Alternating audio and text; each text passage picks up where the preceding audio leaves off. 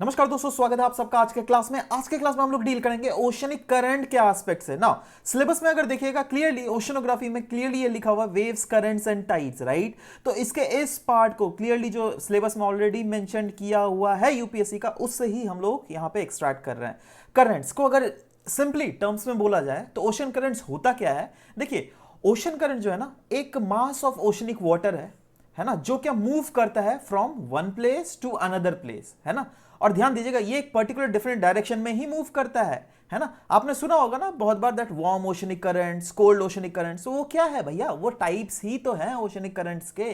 कुछ कुछ ऐसे ओशनिक करंट होते हैं जो क्या वार्म वाटर को कैरी करते हैं, तो उनको वार्म ओशनिक करंट बोल जाते हैं। कुछ कुछ ऐसे ओशनिक करंट्स होते हैं जो क्या कोल्ड ओशनिक करंट्स को मतलब कैरी करते हैं, तो उसको हम लोग कोल्ड ओशनिक करंट बोलते हैं, है ना। जितने भी ओशन का डायनेमिक्स होता है, सबसे पावरफुल डायनेमिक्स जो है यह ओशनिक करंट्स का ही होता है। क्यों? क्योंकि वेव या फिर टाइड ले लीजिए, उतना ज्यादा पावरफुल नहीं होता है, क्योंकि ओशनिक करंट्स जो है ना, करंट्स के थ्रू एक प्लेस से दूसरे प्लेस में पानी लिटरली ट्रैवल करता है, ठीक है। तो इसीलिए आप खुद सोचिए ना, एक प्लेस से अगर दूसरे प्लेस को अगर किसी को पहुंचाया जाए तो कितना पावरफुल चीज होगा वो, है ना। और इतना दुनिया कितना बड़ा है ना, कितना दूर तक ये सब ट्रैवल करवाते हैं, ठीक है। तो एंड ये लिखा भी हुआ है, देखिए, थाउजेंड्स ऑफ किलोमीटर्स, है ना। आप गल्फ स्ट्रीम ही अगर देख लीजिएगा, यहां से स्टार्ट होता है एकदम इधर में, एकदम north west coast of Europe तक ये पहुंच जाते हैं, ठीक है। तो ये हो गया करंट्स। अब करंट्स के भी डिफरेंट टाइप्स होते हैं according to the velocity, dimensions and direction, है ना। एक को कहता है ड्रिफ्ट, एक होता है करंट्स, एक होता है स्ट्रीम्स। देखो, ड्रिफ्ट क्या होता है ना, ये जब सरफेस वाटर ऑफ ओशन अगर विंड के इन्फ्लुएंस के अंडर मूव कर रहा है, तो देखो ये सब मूव कैसे होता है। ऑफ कोर्स यार, ऊपर से हवा चलती है तो उसीलिए ना मूव होता है। तो अगर सिर्फ और सिर्फ विंड के कारण ही ये मूव कर रहा है तो उसको ड्रिफ्ट कहेंगे।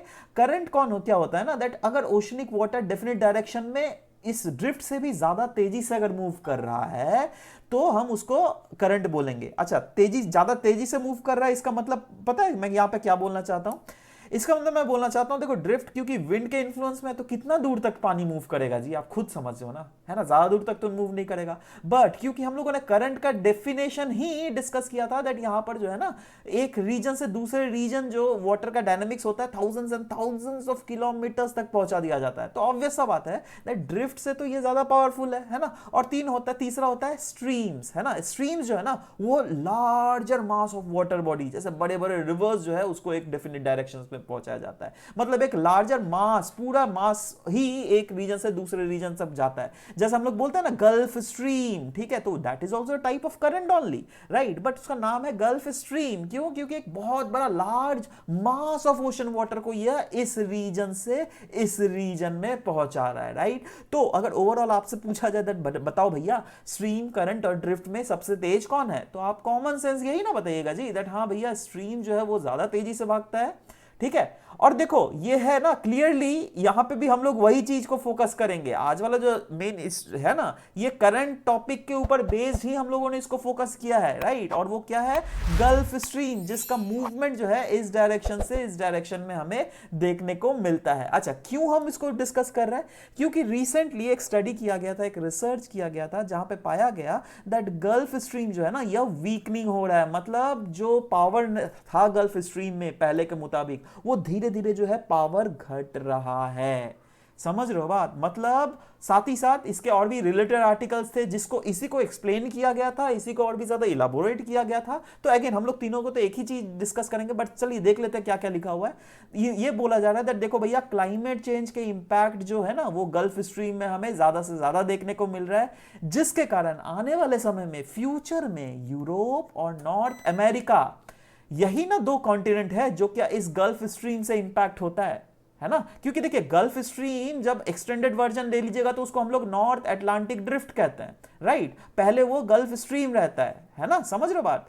तो ये जो गल्फ स्ट्रीम ले लो या फिर नॉर्थ अटलांटिक ड्रिफ्ट ले लो, ये किन कंटिनेंट्स को इन्फ्लुएंस करता है? ऑफ कोर्स यार, नॉर्थ अमेरिका और इधर यूरोप को, ठीक है। तो अगर क्लाइमेट चेंज के कारण अगर यह पूरा गल्फ स्ट्रीम अगर उसका इंटेंसिटी घट रहा है, तो कौन इंपैक्ट होगा? कौन सा दो कॉन्टिनेंट इंपैक्ट होगा? ऑफ कोर्स ये नॉर्थ अमेरिका और ये यूरोप ही कॉन्टिनेंट इंपैक्ट होगा। तो वही चीज जो है आर्टिकल्स में दिए हुए हैं, why a weakening of Gulf Stream could bring extreme weather conditions. चलो यही सबको तो डिकोड करना है आज के क्लास में। चलो शुरुआत करते हैं। सबसे पहले देखो इस रिसर्च में क्लियरली यह बता दिया गया है दैट देखो मतलब दुनिया में जो है बहुत ही ज्यादा प्रदूषण हो रहा है या फिर कार्बन डाइऑक्साइड काफी ज्यादा एमिट हो रहा है, राइट। उसके कारण बहुत ही ज्यादा आपका जाके गर्मी हो रहा है, राइट। ग्लोबल वार्मिंग हो रही है। अब ग्लोबल वार्मिंग हो रही है तो आर्कटिक आइस जो है ना, आइस कैप्स, वो धीरे धीरे पिघल रहे हैं, है ना। अब हम लोगों ने क्या डिस्कस किया था, ध्यान रखो ना, ओशनोग्राफी वाले चैप्टर में, दैट इधर से जो नॉर्थ मतलब गल्फ स्ट्रीम है, यह गर्म पानी को लेकर चलता है और इसीलिए हम इसको वार्म एयर मास कहते हैं, राइट। बट यहाँ पे बहुत सारे ऐसे यहाँ पे जो पानी की धार जो निकलती है, जैसे इधर से लैब्राडोर करंट है ना, तो ये सब जो कोल्ड करंट्स हैं, ये क्यों कोल्ड करंट बोलते हैं इसको, क्योंकि यहाँ पे पानी ठंडी होती है इन करंट्स में, बट इन करंट्स में पानी गर्मी होती है, इसीलिए तो इसको वार्म करंट बोला गया, इसीलिए तो इसको डायमेंशनली देखो रेड कलर में दिया गया है। रेड कलर मतलब क्या, गर्म, है ना, और ब्लू कलर मतलब क्या, ठंडा। ये सब कॉमन सेंस थोड़ा लगाने की कोशिश करो, ठीक है। अच्छा, अब हमें पता है दैट ग्लोबल वार्मिंग के कारण जो है यहाँ की जो आइस है वो धीरे, चलो इसको मिटा दूं तो और भी क्लियर हो जाएगा। ग्लोबल वार्मिंग के कारण यहाँ की आइस जो है वो धीरे धीरे पिघल रही है ना।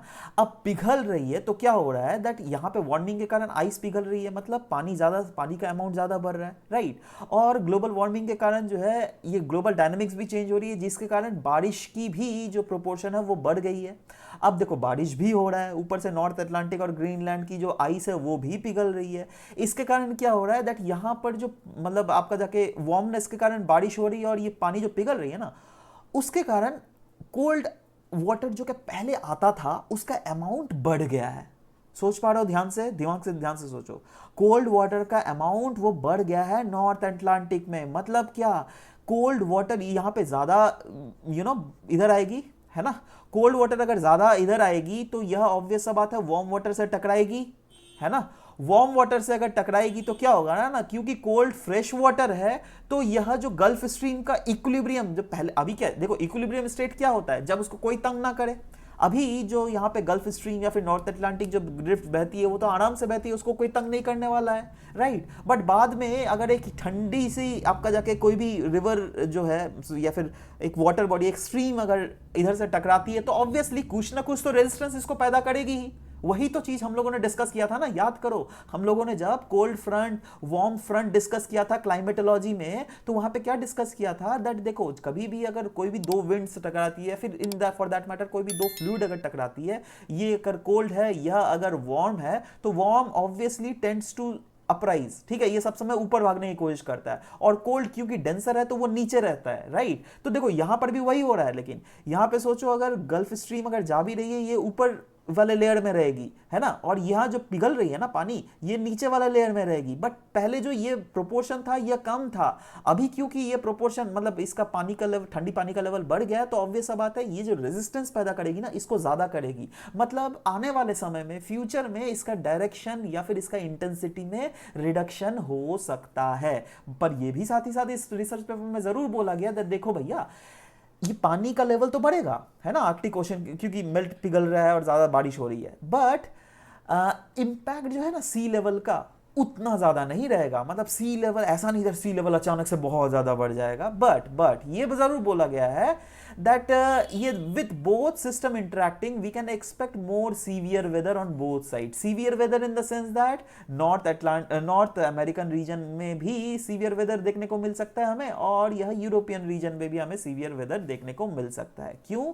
क्योंकि देखो इसमें भी जो है ना, ये लोग ऐसे नहीं बोलते हैं, हवाबाजी में कुछ नहीं बोलते हैं, है ना। कभी भी अगर रिसर्च करते हैं ना, कोई अगर साइंटिस्ट है तो उन्हें पता है दैट वो लोग जब प्रॉपर कैलकुलेशन के साथ सब कुछ करते हैं, वो तो हम लोग ना पढ़ाने के लिए ना, हम लोग आपको नॉर्मल तरीके से बोल देते हैं, कभी कभी हमारे पास डेटा नहीं रहता इसलिए समझा नहीं पाते हैं, बट मैं वैसा नहीं करता हूं, मैं A to Z डेटा आपके साथ डिस्कस करूंगा भैया आज के क्लास में। और इसलिए तो बोल रहा हूं, जो हमारे पेड क्लासेस के स्टूडेंट है ना, वो लोग भी अपने नोट्स कॉपी में इसको लिख लीजिए, लेकिन जरूर से, ठीक है, क्योंकि अगर जब मैं उस चीज को अपडेट करूंगा फिर से तो मैं वहां पे पढ़ा ही दूंगा, but for the time being अगर आप चाहे तो इसको नोट्स कॉपी में अपना ये पॉइंट को क्लियरली मेंशन कर सकते हो, ठीक है।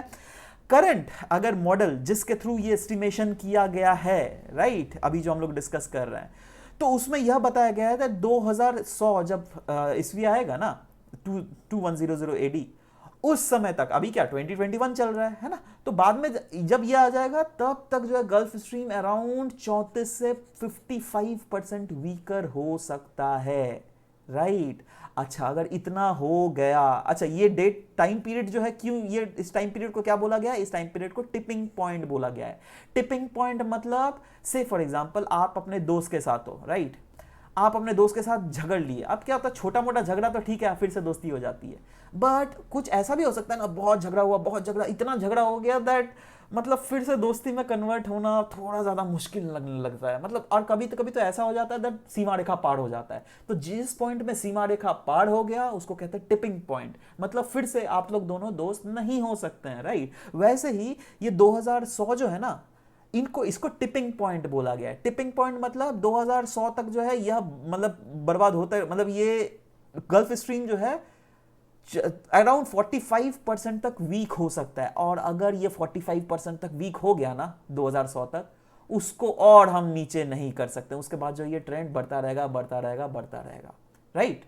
अच्छा, अब सवाल ये होता है दैट हम लोग इसको कैसे कम कर सकते हैं। ऑफ कोर्स भाई, ग्लोबल वार्मिंग जो भी चीज़ें हो रही हैं उसको कम से कम फॉसिल फ्यूल का इस्तेमाल करें, ज़्यादा से ज़्यादा रिन्यूएबल सोर्सेज का इस्तेमाल करें, ठीक है। तो ये सब करने से ज़रूर होगा, राइट। बट अभी उतना भी उधर नहीं जा रहा है, अभी जो टॉपिक है उसमें हम लोग फोकस करते हैं। तो करंट मॉडल जो है वो एस्टिमेट करता है दैट 2100 तक जो है गल्फ स्ट्रीम इतना तक हो गया, और अगर ये हो गया तो टिपिंग पॉइंट हम लोग क्रॉस कर लेंगे। टिपिंग पॉइंट अगर क्रॉस कर लेंगे तो पूरा इंटायर गल्फ स्ट्रीम जो है डिस्टेबलाइज हो जाएगा। नाउ जब मैं यहां पढ़ा रहा हूं आपको, क्या आपको कुछ लग रहा है दैट इस type say that current model, तो मॉडलिंग वाले चीजें हम लोगों ने ऑलरेडी पढ़ा हुआ है। देखो यही चीज मैं बताने के लिए कोशिश कर रहा हूं आप लोगों को, रिलेट करने की कोशिश करो, कोई भी टॉपिक अगर पढ़ते हो ना रिलेट करने की कोशिश करो। जैसे यहां पे क्या लिखा हुआ है, करंट मॉडल एस्टिमेट्स, है ना। और ध्यान करो, हम लोगों ने जब डिस्कस किया था लिमिट्स टू ग्रोथ मॉडल, उसमें भी तो हम लोगों ने कुछ ऐसे सिस्टम डायनेमिक मॉडल ही डिस्कस किया था ना, याद है, जो कि कंप्यूटरिंग मॉडलिंग था। उसी के आधार पर हम लोगों ने world 1 model, world 2 model discuss किया था। इसमें क्या था लिमिट्स टू ग्रोथ मॉडल में, दैट रिसोर्सेज जो है समय के साथ साथ आगे घटती रहेगी, जैसे पॉपुलेशन बढ़ता रहेगा, और भी बहुत सारे फैक्टर्स थे, that is food per capita, है ना, इंडस्ट्रियल आउटपुट, है ना। तो ये सब अलग अलग फैक्टर्स भी थे, बट कहीं ना कहीं हम लोगों ने, यही चीज तो मॉडलिंग होता है ना भाई, है ना। उसी के आधार पर हम लोगों ने वेरियस रन डिस्कस किए थे, run 1, run 2, run 3, run 4, run 5, 6, 7 तक, है ना।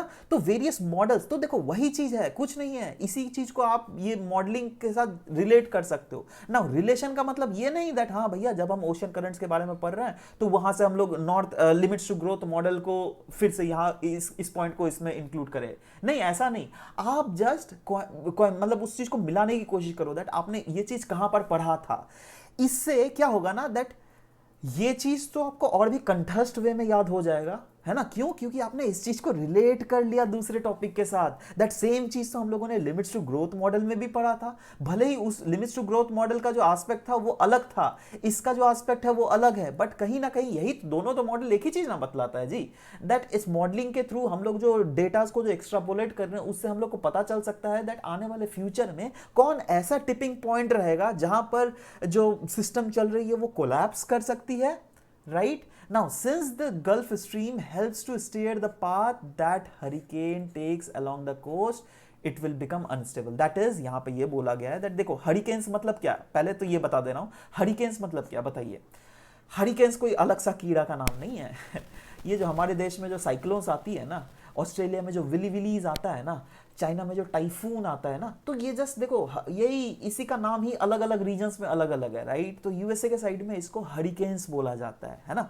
अब क्या होता है, देखो हरिकेन्स का पाथ देखो, ये यहाँ पे क्लियरली इसमें मेंशन किया हुआ है। हम लोगों ने क्या डिस्कस किया दैट ये जो गल्फ स्ट्रीम का जो पाथ है वो कुछ ऐसा है ना, ये वाला पाथ है ना। अब हरिकेन्स का पाथ भी देखो इसी के अलॉन्ग है ना। अब ध्यान दे, इसको फिर मिटा दूंगा, एक चीज बताना है मुझे। देखो गल्फ स्ट्रीम का जो पाथ ये है और हरिकेन्स का पाथ देख रहे हो, एक मिनट इसको कोई दूसरा, हाँ हरिकेन का पाथ अगर इधर है देख रहे हो, ये सब इधर आके ना इस डायरेक्शन में मुड़ जा रही है, देख रहे हो, ये भी इस डायरेक्शन में आके इधर सीधा मुड़ गया है ना, ये भी इस डायरेक्शन में आके कहीं ना कहीं सीधा मुड़ जा रहा है, ये भी इधर में सीधा मुड़ जा रहा है। इसका मतलब क्यों है, क्यों मुड़ रहा है भाई, ये जो बड़ा सा वाटर मॉस बॉडी है ना वो इसको खदेड़ के ले जा रहा है उधर समझ रहे हो बात? अब मैं फिर से इसको मिटा रहा हूं और एक चीज, मेन चीज बताना चाह रहा हूं, दैट क्या है, दैट देखो, अगर बाई चांस सोचो गल्फ स्ट्रीम नहीं रहता तो क्या होता, ये हरिकेन आकर सीधा इसको हिट करती, सीधा इसको हिट करती, सीधा इसको हिट करती, मतलब अभी भी हिट करती है बट नुकसान कम होता है ना जी, समझ रहे हो? अब फ्यूचर में अगर गल्फ स्ट्रीम का इंटेंसिटी घट गया, है ना, तो क्या होगा, यह डायरेक्टली हिट करेगा, मतलब वो बिल्कुल स्टेबल नहीं कर पाएगा। और जो फोरकास्टिंग ऑफ हरिकेन्स जो काफ़ी ज़्यादा इजी होता है अभी, दैट हाँ भाई कभी भी अगर हरिकेन्स आती भी है तो ये लोग इत्तला कर देते हैं, तो जल्दी से जल्दी खाली करो, अगर नहीं भी खाली करो तो घर में बैठे रहो, आराम से ठीक हो जाएगा, राइट? फ्यूचर में सोचो अगर ये हरिकेन्स टकराना लग गया यूएसए को, तो यूएसए का तो इसी रीजन में तो मेनली यार पॉपुलेशन डेंसिटी सेटल है ना, यूएसए का नॉर्थ ईस्टर्न रीजन में, न्यूयॉर्क साइड में, तो सोचो वहां पर क्या आतंक मचने वाला है फ्यूचर में, ठीक है? और ये अभी का नहीं, अभी से 100 साल बाद का मैं प्रेडिक्शन कर रहा हूं, बट स्टिल वही ना चीज है जी, अभी से अगर आप स्टेप नहीं उठाओगे तो फ्यूचर का 100 साल में हम लोग कैसे उस कांड को रोक पाएंगे? समझ रहे हो बात? तो यही चीज देखो, ये इसीलिए बोल रहा हूं ना, रिलेशन सब समय चीजों को रिलेट करने की कोशिश करो। शायद अभी तक आप लोगों ने अगर खुद से भी पढ़ा होगा या आपने आपने कहीं से भी अगर पढ़ा होगा कोई भी गाइडेंस के अंदर, तो आप लोगों को यही पढ़ा होगा ना, नॉर्मल मतलब गल्फ स्ट्रीम पढ़ा दिया होगा, नॉर्थ अटलांटिक ड्रिफ्ट पढ़ा दिया होगा। क्या आपको किसी ने भी आज तक ये चीज बताया दैट हरिकेन्स कैसे अपना डायरेक्शन चेंज करती है ना? ये सब चीज यहीं पर मिलेगा। और कोई बात नहीं, अगर आप अभी भी गाइडेंस चाहते हो दोस्तों, नीचे डिस्क्रिप्शन में जाओ, स्मार्ट रैंकर्स ऐप को डाउनलोड करो गूगल प्ले स्टोर से, वहां पे अभी तो बाइलिंगुअल कोर्सेज भी आ गए हैं, बाइलिंगुअल इंग्लिश कोर्स, दोनों कोर्सेज को आप एक्सेस कर सकते हो, राइट? अच्छा, एक्सेस करोगे तो ये फायदा होगा दैट आप अलग अलग टॉपिक से अपने कोई भी टॉपिक को रिलेट कर सकते हो। जैसे इसी टॉपिक को मैंने फिर सिस्टम एनालिसिस से भी रिलेट किया है, देखो पढ़ा रहा हूं ये सिस्टम एनालिसिस कैसे। अब यहां पे क्लियरली एक चीज लिखा हुआ था इस रिसर्च पेपर में जो कि मैंने देखा, that the effect and impact of climate change have the potential to affect many interlocking systems in a complex way. क्या बोला गया है? Interlocking system. कभी भी अगर आप कोई भी टॉपिक पढ़ रहे हो ना ज्योग्राफी का, अगर वहां पे इस टाइप ऑफ सिस्टम आपको देखने को मिल रहा है दैट एक चीज दूसरे चीज को इंपैक्ट कर रहा है, तो that can be use as an example in writing your system analysis वाला क्वेश्चन। टॉपिक है ना जी, humans models in human geography में तो सबसे पहला टॉपिक वही तो है, सिस्टम एनालिसिस, है ना? देखो उस चीज को कैसे इसके साथ रिलेट करोगे, चलो देखो, जैसे जैसे देखो सिस्टम एनालिसिस में भी हम लोगों ने क्या पढ़ा है, अलग अलग सिस्टम्स एग्जिस्ट करती है, राइट? और अलग अलग सिस्टम्स क्योंकि एग्जिस्ट करती है तो सब सिस्टम्स को भी अलग अलग टाइप्स भी होती हैं, ये भी हम लोगों ने पढ़ा हुआ है। बताइए तो कौन कौन टाइप होता है? एक हम लोग पढ़ा था सीरीज रिलेशन, एक होता है पैरेलल रिलेशन, एक होता है फीडबैक रिलेशन, एक होता है सिंपल कंपाउंड रिलेशन, और एक होता है कॉम्प्लेक्स कंपाउंड रिलेशन। अब इसको जो है ना, ये वाला इंसिडेंट अभी जो हो रहा है, इसी को मैंने कॉम्प्लेक्स कंपाउंड रिलेशन से जोड़ने की कोशिश की, जहां पर एक कोई भी एक मिनट इसको मैं मार्कर चेंज करने दो, हाँ, एक कोई भी फिनोमिना जो है दूसरा तीसरा फिनोमिना को इंपैक्ट तो करता है, बट वो सब फिनोमिना जो है ना अपने आप में भी झोल मलोल हो जाता है, राइट? ये चीज हम लोगों ने क्लासेस में ऑलरेडी डिस्कस किया गया है, तो इस फिनोमिना को फिर से डिस्कस कर रहा हूं, बट मैं आपको दिखा देना चाहता हूं दैट कैसे सिस्टम एनालिसिस से इसको आप जोड़ सकते हो। देखो इसको मिटाने दो मुझे, चलो यहां पे क्या बताया गया है, that path of hurricane along the eastern coast of USA. देखो आप अगर कोई सिस्टम के कोई एक कंपोनेंट को मानो दैट हाँ यह है path of this gulf stream, ठीक है, जो कि हम लोग मान रहे हैं। अब ये पाथ ऑफ गल्फ स्ट्रीम जो है या फिर पाथ ऑफ हरिकेन्स जो होती है ना, वो किसके अलोंग बहती है? बताइए तो बताइए। अलोंग द गल्फ स्ट्रीम, वही तो हम लोग अभी तक डिस्कस किया, ठीक है? तो देखो ये जो है हरिकेन जो है ये अलोंग द गल्फ स्ट्रीम बहती है ना?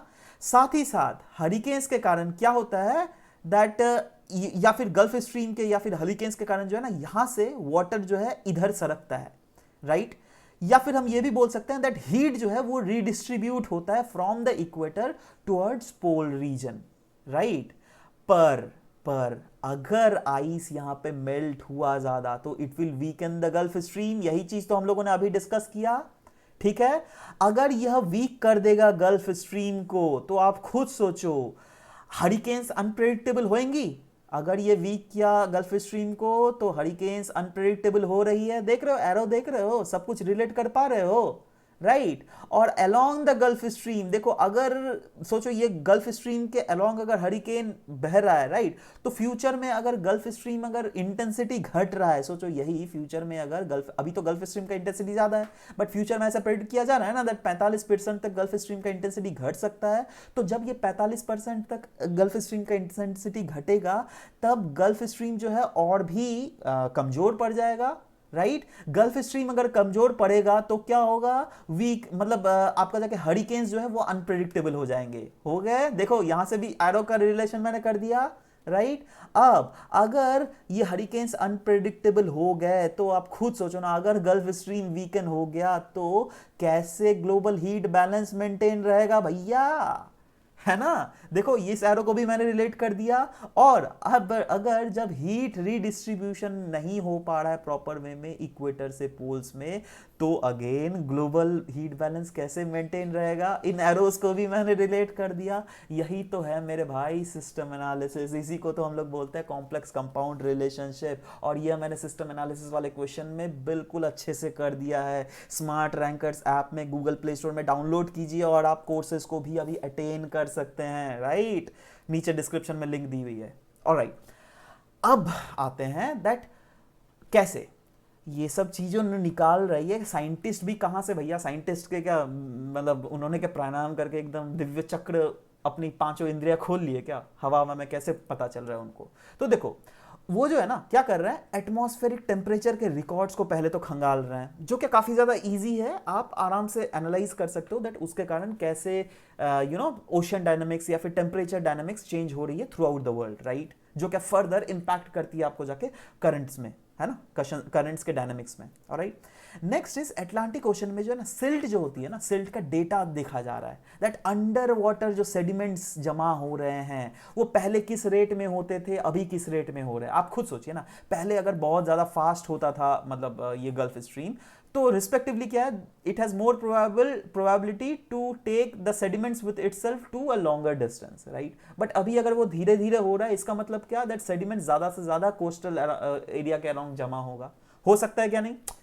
Of course this is a probability, भले ही इसका इंटेंसिटी आपको अचानक से बड़ा सा नहीं दिखेगा, हाँ बहुत कम कम रेट में भले ही दिखेगा, राइट। तो साइंटिस्ट लोगों ने वही सब चीज तो डिकोड की है। यही क्यों भैया डीप सी कोरल पॉपुलेशंस का भी रिकॉर्ड देखा गया है that overall deep sea coral populations के रिकॉर्ड में क्या क्या चेंजेस आ रहे हैं, राइट। जैसे अगर ये नॉर्थ अमेरिका, अगर सोचो ये नॉर्थ अमेरिका है, ठीक है, तो इस रीजन में कोरल्स कितने हैं, इस रीजन में कोरल्स कितने हैं, इस रीजन में कोरल्स कितने हैं, इस रीजन में कोरल्स कितने हैं। अभी क्या हो रहा है ना दैट देखो कोरल्स का भी एक नॉर्मल ऑप्टिमम टेम्परेचर तो होना चाहिए ना जी, है ना। अब क्या हो रहा है दैट यहां से क्योंकि बहुत ज्यादा पानी पिघल के इधर आ रही है, तो इसीलिए यहां से जो है ना धीरे धीरे कोरल्स धीरे धीरे कम होते जा रहे हैं, समझ रहे हो बात। तो ये भी एक बहुत अच्छा मतलब रिकॉर्ड है। और खैर ये सब तो आपको पता ही है पहले से, ट्री रिंग्स, आइस कोर्स, ये सब से भी कहीं ना कहीं प्रेडिक्ट किया जाता है साइंटिफिक वे में दैट क्या मतलब कैसे डायनेमिक्स को चेंजेस किया जा रहा है, राइट।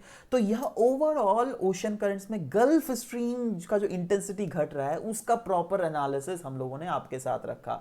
आशा करता हूं दैट ये आपको प्रॉपर तरीके से समझ में आया होगा।